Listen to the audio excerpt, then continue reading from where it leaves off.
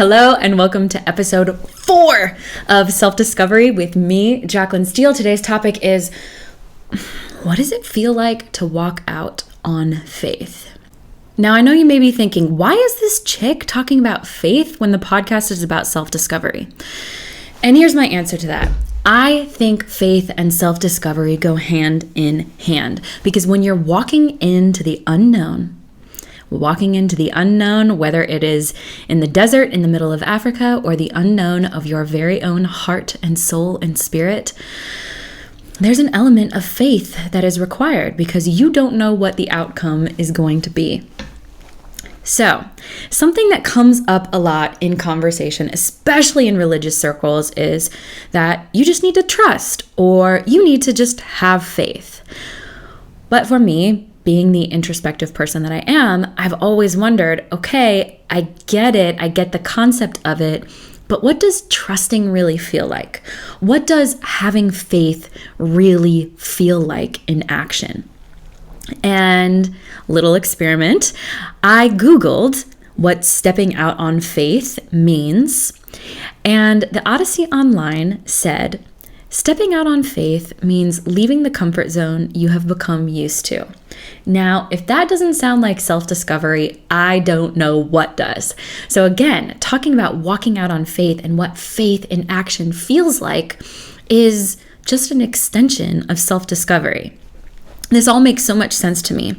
And I think it makes so much sense to me because from my understanding, one of the giant barriers to self-discovery for people is this feeling that they will be totally out of control or they can't control their inner world in some way, shape, or form, or that it's too scary.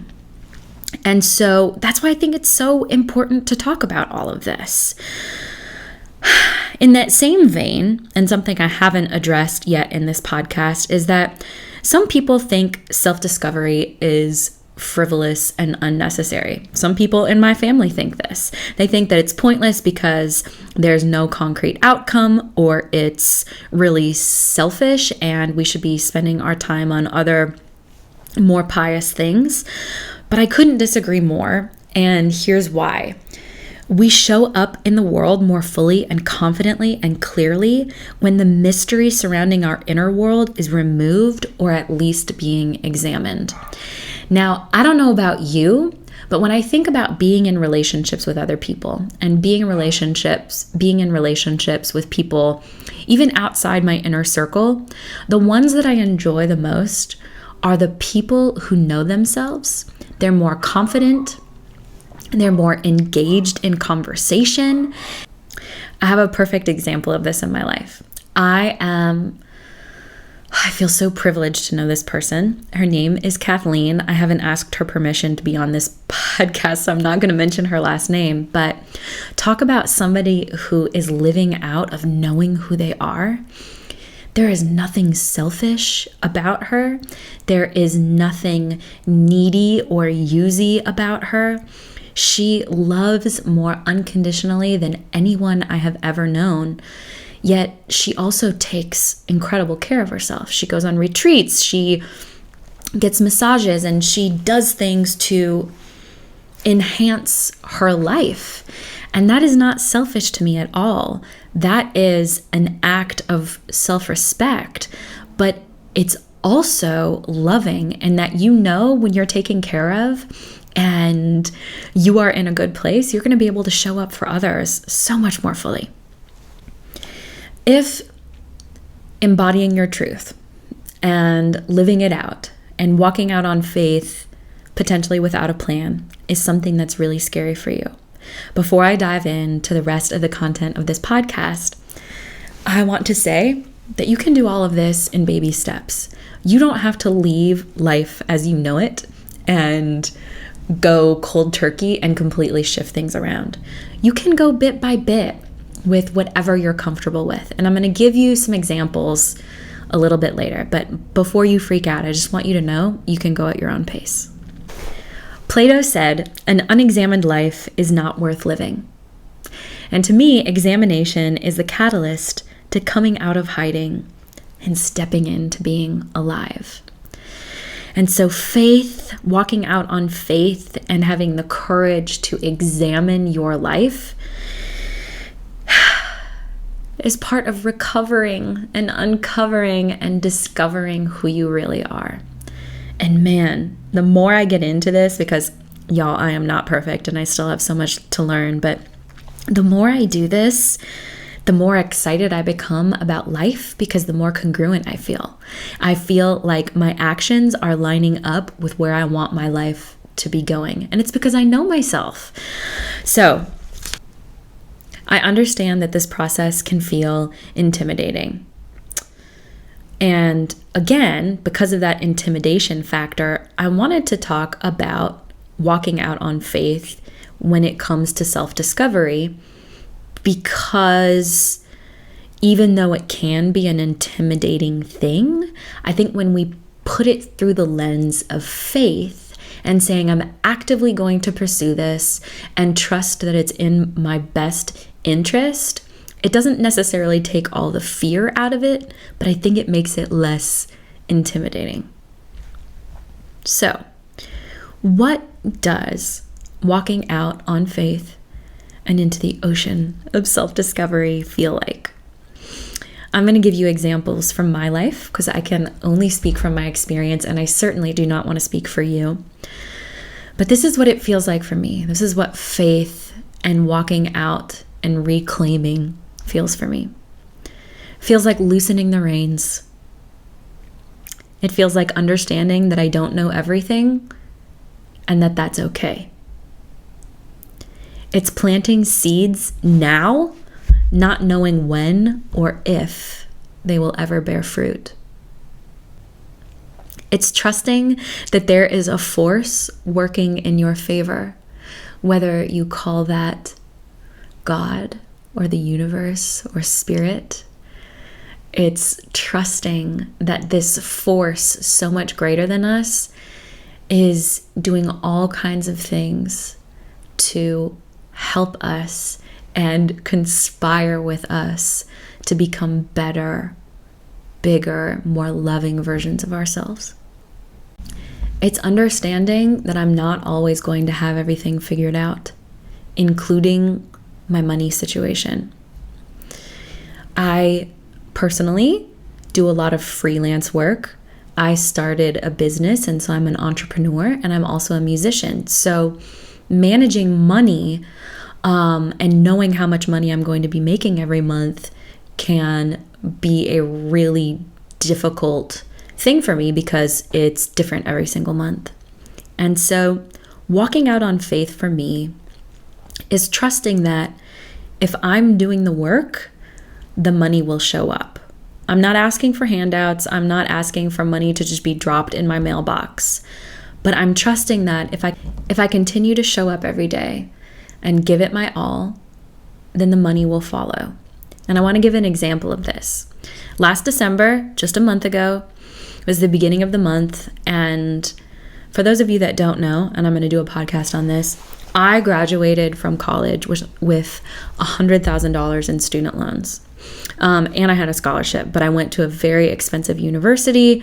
My parents had just gotten divorced, and so they weren't able to contribute, and yada, yada, yada. I graduated with $100,000 in debt, and it has been such a difficult task paying that down, especially being an entrepreneur. And in December, I was looking at my bank account and I thought, okay, I have all my expenses paid through February, but then, oh shit, what am I going to do after February? Because it's the holidays. I don't have any more clients lined up. This is feeling really scary. I don't know what's going to happen next. Oh my gosh, oh my gosh, oh my gosh. And the spiral started.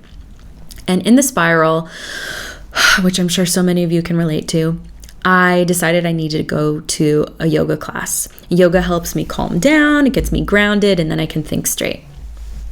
And as I was entering into that yoga class, I thought, you know what? I'm going to focus on having faith in this moment, that because I keep showing up, because I have historically always been provided for, and I am responsible with my money for the most part, I will be taken care of. And I walked into that yoga class, And I saw somebody from a yoga studio that I used to go to. I did not know she was attending this new yoga studio with me. And we started talking. And in our conversation, she said, "What are you up to? Because I have a job that I want you to do. Would you be willing to come and work alongside me?" And while none of the details are worked out yet, and I don't know if this opportunity is going to come to fruition, the fact that I was going through this spiral of anxiety around money, and then within an hour, I show up to a yoga class and this woman is saying she wants to hire me, is to me the universe, God, saying, "Hey, I got you. Calm down. Keep showing up, do what you were called to do, but have faith that I will also show up with you, and you don't need to worry about all the tiny little details." I know that that sounds counterintuitive, and I am a huge advocate for being responsible with money.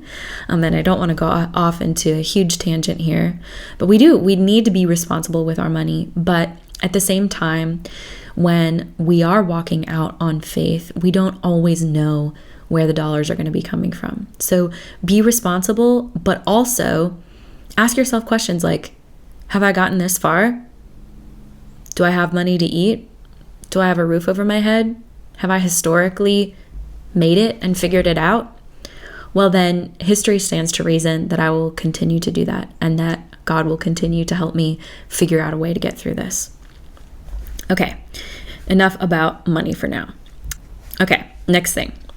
It's saying yes to something your soul is crying for, not knowing how you will make that happen. Whether it's funding, okay, so I lied a little bit about the funding. I'm going to talk about that a little bit more.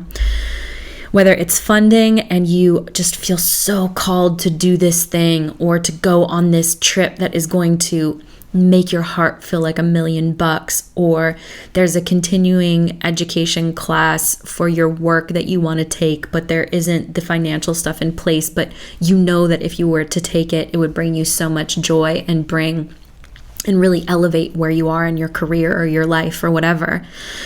It's saying yes to that and figuring out the funding situation later. That feels like faith to me. And again, let's be super responsible with our money, but also let's not let money rule us. If we feel this deep, gut-wrenching desire to do something, there's a reason for that deep, gut-wrenching desire. So say yes to that. It's trusting and acting on your gut instinct when it's waving a flag at you. I have a really good example of this. I had a branding project brought to my desk, and it was for, I'm not going to give away any details because I don't want to spill anybody's beans, but it was for a project that I just had this gut feeling like, I don't think working with this person is going to be a good idea. He exhibited very erratic, irresponsible behavior, and I just felt this gut feeling of like, oh, you should not take on this project because it's going to end up being a lot more work for not enough money than you really want to take on.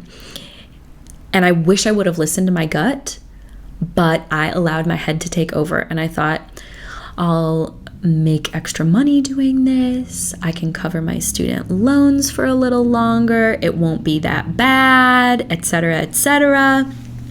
But I so wish in hindsight that I would have trusted my gut, because that was one of the worst client experiences I have had to date. The project should have taken 8 weeks, and it took something like 8 months, and it still didn't get finished in 8 months because his business license expired, then he ran out of funding, and all of these things occurred, and I ended up wasting hours of my professional time on this project that, had I listened to my gut, I wouldn't have done so.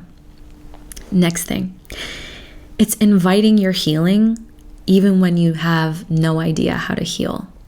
And an example for this, for me, is when I am in pain, acknowledging that I'm in pain and understanding that no, I don't necessarily know how to heal from it, but having faith that my heart will take over.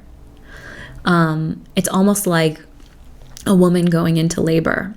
your body, from what I hear, just completely takes over and your instincts kick in. You just know how to do it, even though you've never done it before. And I think inviting your healing and allowing your heart to take over and really listening to that and honoring that, that feels like faith to me. That feels like walking out on faith and getting out of your comfort zone. Next, it's taking the first step without any kind of roadmap. This is so hard, but when you feel called to do something, so many of us are planners and we love strategy and we love knowing what we need to do next and we love having a step-by-step process and we love using Asana and Trello and our planners and all of those things. But walking out on faith is just starting and not necessarily having a plan all ironed out. An example of this for me was a couple of years ago when I had started my branding business and I had given up music for a while, and my heart was just telling me, oh, you need to get back into the studio. You need this so badly. Not expressing yourself musically is such a detriment to your soul. And so I declared in late August, early September, that I was going to go back into the studio and record a couple of songs. I had no idea how I was going to fund them because I had just started a business and I was breaking even, essentially. And so I thought, I'm kind of setting myself up for failure and an impossible task, but I can walk out on faith in this moment and say and act like I am going to trust the universe in this. And within a week, I walked into a restaurant with my husband. All the tables were full and there was only 2 spaces available at the bar. We walk up to the bar and the guy behind the bar asks us our drink order, and then he says, hey, I think I know you guys. Turns out he's a fellow musician. He's just started a studio. He needs branding and website help, and he would love to do a work trade if I would be willing to help him with branding and a website. He would record, I would do the marketing stuff. That was within a week. Talk about a miracle. I made a declaration. I want to record new music. And within a week, I had found somebody who was willing to do it as a work trade. So that's taking the first step without having a roadmap. It's doing something that brings you joy, even if it seems there is no point to it. When I was younger, I've always been a big reader, but when I was younger, I felt this tremendous amount of guilt around reading novels. I thought, what's the point in reading a frivolous story, whether it's a love story or a crime novel or whatever it is, when I could be reading about political issues or humanitarian issues or self-help issues? And while all of those things are good, and it is good to read about all of those things, I realized that reading novels and allowing my imagination to play and allowing myself to just relax and enjoy reading something without any specific purpose brought me so much joy. And if it brings me that much joy and makes me feel that good, then why wouldn't I do it? Why wouldn't I do it? So doing something that brings you joy, even if it seems like there's no point to it. That's walking out on faith. I love this next one. It's trusting your excitement. It's trusting your excitement. It's not covering it up. It's not feeling shameful about it. It's not covering your mouth when you're smiling because you feel weird. It's just trusting it and allowing it and letting it be. It's trusting your sadness. This is a big one. In our culture, I think our automatic default is to numb out, whether it's drugs or alcohol or antidepressants. And I'm by no means against antidepressants, especially if you suffer from clinical depression. But when it comes to sadness, I think our sadness is there for a reason.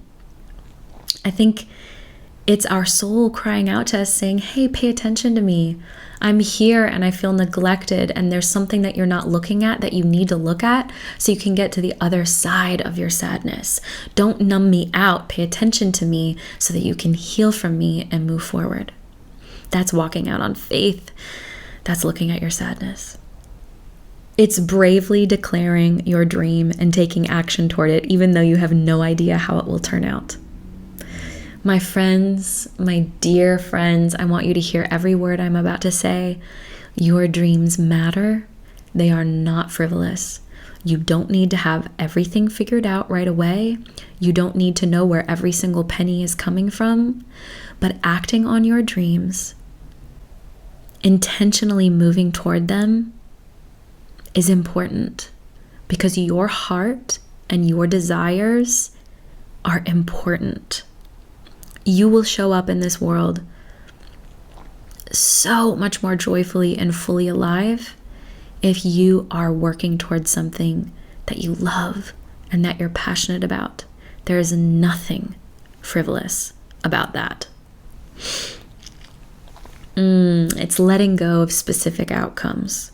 When you're walking out on faith, you can't know what the outcome is going to look like. So letting go of a specific idea of an outcome is something that's necessary. It's not trying to fix everyone and everything because you think you know better. I can be very guilty of this. I love hard, and I'm an empath, and I want everybody that I know and that I come into contact with to feel good and to be healthy and to know that they're loved. And the downside of that is sometimes I get involved in things, not uninvited, but sometimes I get involved in situations where people act like they want help, but they actually don't. So please don't try and fix everyone, especially if they don't want to be fixed. It's understanding that suffering is universal and you can't always stop it. This is a big concept for me, and one that was introduced more recently in my life because, again, I'm an empath and I want everybody's suffering to end, but sometimes suffering is necessary because we learn from our suffering, or it's a huge opportunity to learn. And we need to learn so that we can grow. That's what life is all about. It's learning from your pain and turning it into something useful. That's an extension of what I just said, but we don't need to always be wishing away our pain.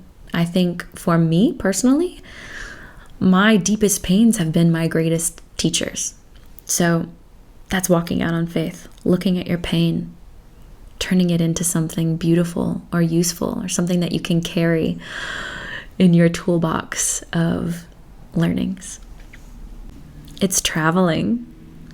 And this may be one that you guys weren't expecting, but traveling is walking out on faith. When you're going to a new city or a new state or a new country, you don't know what's going to happen. You don't necessarily know all of the ins and outs of somebody's culture.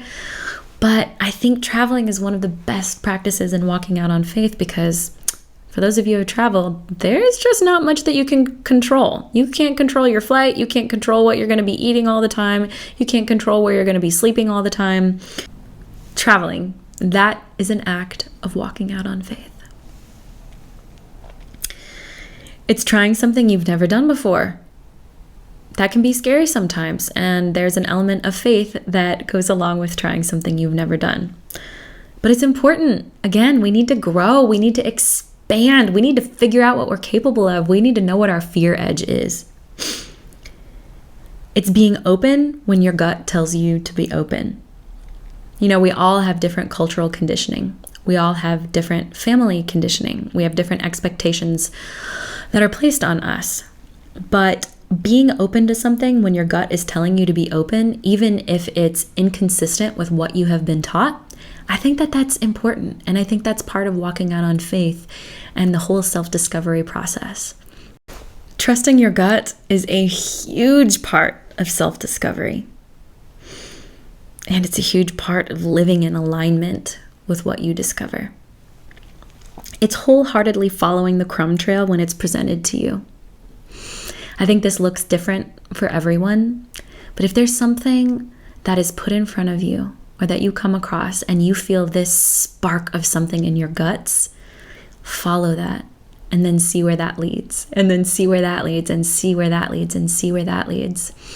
If we go back to this idea that the universe is conspiring with us, that there's a force greater than us supporting us in this journey, then those crumb trails, those are the roadmap. It may not be, we may not have an aerial view of the roadmap, but those crumbs are the trail. So follow them. It's letting love win over fear.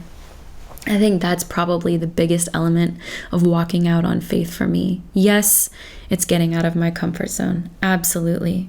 But it's letting love win out over fear. When I have those fearful thoughts, when I have thoughts that are doubtful, anxiety, etc., all of those things that are based in fear, when I'm aware of them and I acknowledge them and I accept their existence, it's so much easier for me to say, okay, how do I choose a more loving way this time? How do I choose a more loving reaction? How do I choose a more loving thought? Choosing love over fear. That's walking out on faith. Self-discovery and walking out on faith go hand in hand. And I want to encourage you to be defiant. People are so afraid of knowing themselves, and I understand.